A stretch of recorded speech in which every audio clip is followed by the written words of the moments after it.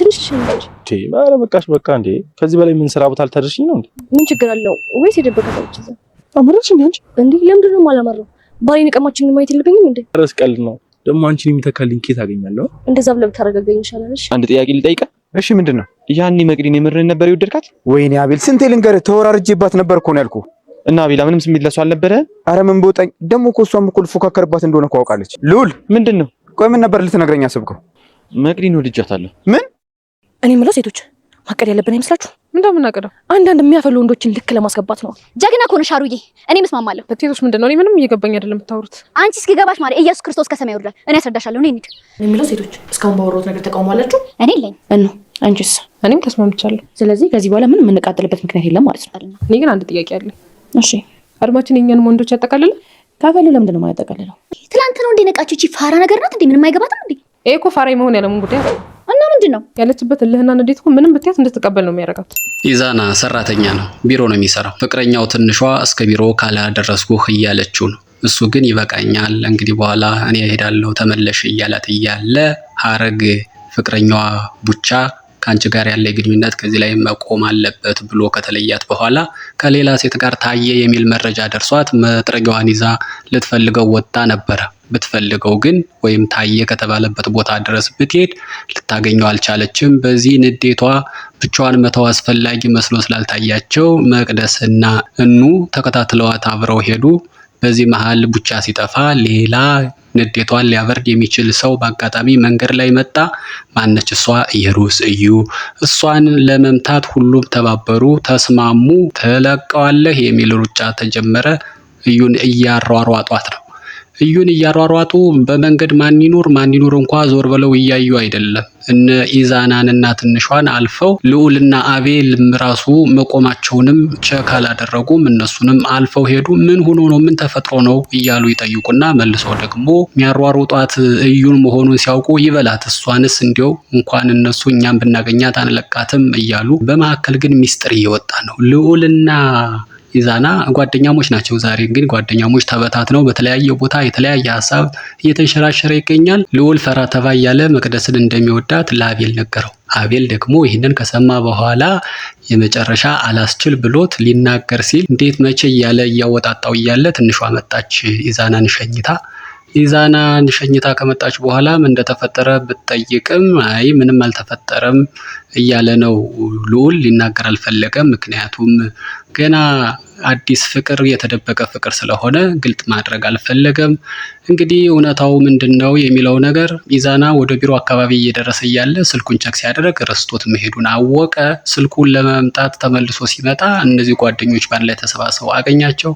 በቃ ዛሬ ለፈኝ ዛሬ ስራውን እቀጣለሁ አብረን ዋል ተባብለው ተያይዞ ቤት ሄዱ። የነሐረግ ግሩፕ ደግሞ እንግዲህ እዩን አሯሩጠው ሊደርሱባት ባለመቻላቸው በቃ ለዛሬ አምልጣለች። እንግዲህ ሌላ ሀሳብ ደግሞ አቋም መያዝ አለብን። እኛን የሚያናድዱን ወንዶችን መቅጣት አለብን። የጋራ አቋም መያዝ አለብን አለች ሀረግ። መቅደስም ተስማማች። እንግዲህ እኑ ደግሞ መቼስ ምን አማራጭ አለ? 2-1 ተሸንፋለች። በሀሳባቸው መከሩ። እንግዲህ ግልጽ አላደረጉትም ምክራቸውን፣ ቅጣቱ ምን እንደሆነ ብቻ ግን ያፈላ ወንድ እንደማይለቁት ተማምለዋል፣ ተግባብተዋል።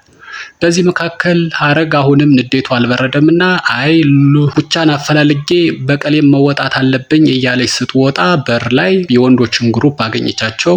ውስጥ ናቸው ግቡ ብላ እሷ ሄደች። እነሱ ተያይዘው ገቡ። በመካከል ኖርማል እንግዲህ ከአንድ ክፍል ውስጥ ማን አለ? ኢዛና ከትንሿ ጋራ፣ አቤል ከእኑ ጋራ፣ እንደገና ልዑል ከመቅደስ ጋር ቁጭ ሲሉ ሆን ተብሎ የሆነ ይመስላል ካፕል እየሆኑ ነበሩና ካፕል መሆናቸው አጋጣሚ ይሁን ሆን ተብሎ ባይታወቅም ካፕል ሆነና በዚህን ጊዜ ዛሬ የረፍታችን ቀን ነውና ሁላችንም እንግዲህ ተረጋግተን የእውነት ወይም የድፍረት ጥያቄዎች እንጠያየቅ። ትሩ ኤንድ ዴር የሚል ጨዋታ እንጫወት። እውነትን ከመረጥ በተጠየቀውን ጥያቄ በታማኝነት የምትመልስበት፣ ድፍረት ከሆነ ደግሞ የታዘዝከውን ያለምንም ማቅማማት ያለምንም ማሸራረፍ የምትፈጽምበት ጨዋታ ነው። እንግዲህ ሁሉም ተስማምተዋል። ልዑልና መቅደስ ግን ብዙ ደስ አላላቸው። ብዙሃኑ እሺ ስላሉ እነሱም የግድ ከብዙሃኑ ስለማይወጡ ጨዋታው ተጀመረ።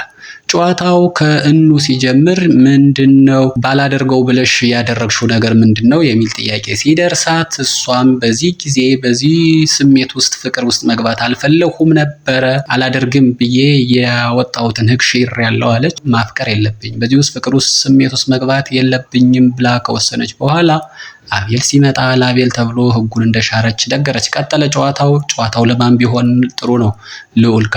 ልዑል ጋ ምን ይላል? መቅደስን ተወዳታለህ አለው አቤል። ምክንያቱም ቅድም እንደሚወዳት ነግሮት ነበርና ምንም እንደማያውቅ ሆኖ በጠቅላላው በገደምዳሜው መቅደስን ተወዳታለህ የሚል ጥያቄ ሲጠየቅ ልዑል አልመልስም እቀጣለሁ አለ። እሺ አለና እሱን ለቅጣት እያዘጋጁት ባለበት እንደገና ጥያቄው ለማን ቢሆን ጥሩ ነው? ለመቅደስ። መቅደስን የጠየቃት ማን ነው? ኢዛና አሽሞንሙኖ የጠየቃት። ልዑልን ሰረቅ እያደረሽ በፍቅር አይን ስታየው አይቼሻል፣ ሌሎች ባያስተውሉትም እኔ ተመልክቻለሁ፣ የእውነት ተናገሪ ልዑልን ትወጂዋለሽ የሚል ጥያቄ ስትጠየቅ እሷም አካኪ ዘራፍ አለች። አልመልስም። ድፍረትን መረጡ ሁለቱም ማለት ነው። የድፍረት ጥያቄው ምን ቢሆን ጥሩ ነው? ተነስታችሁ እየጨፈራችሁ እየዘፈናችሁ ሳልሳ ደንሱ ሲባሉ አስባበት ይሁንም በአጋጣሚ ባይታወቅም የህይወቴን ህይወት እየዘፈነች ምርጥ የሳልሳ ዳንስ ልዑልና መቅደስ አካሂደዋል።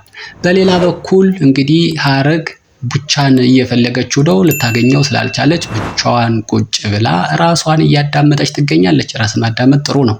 እዚህ ደርሷል። እንቀጥል። የቀለጠ ስኩል ላይፍ ነው እንግዲህ። ሌላኛው የነ ኢዛና ደርቢ ደግሞ ጆሲ አለ። ጆሲ ካሁን በፊት ሌሎች ልጆችን ቀጥሮ በትንሿ ምክንያት ሌላ ሰጣ ገባ ውስጥ ነበሩ። አብዛኞች የጆሲ ሲቀጥራቸው የነበሩ ሰዎች ከትምህርት ቤት ተባረዋል። ስለዚህ ጆሲ ሌላ ተንኮል አስቧል። ለተንኮል መጠቀሚያ የፈለገው ደግሞ ቡቻ ነው። ቡቻ ለምን ተፈለገ ከተባለ አንደኛ ለነ ኢዛና ጓደኛ ነው። ሲቀጥል እንደገና ደግሞ ቡቻ ገንዘብ የሚያስፈልገው ሰው ነው። ስለዚህ ከአንድ አለብላቢ ሴት ጋራ ቡቻን አጠመዱት። ቡቻን እኔ እሺ እሰራለሁኝ ቢላቸውም መተማመኛ ፈለጉ። መተማመኛው ምንድነው? እንግዲህ ከዛ በፊት ተማሪዎች እዚህ ደርሰዋል። ጉድ እኮ ነው።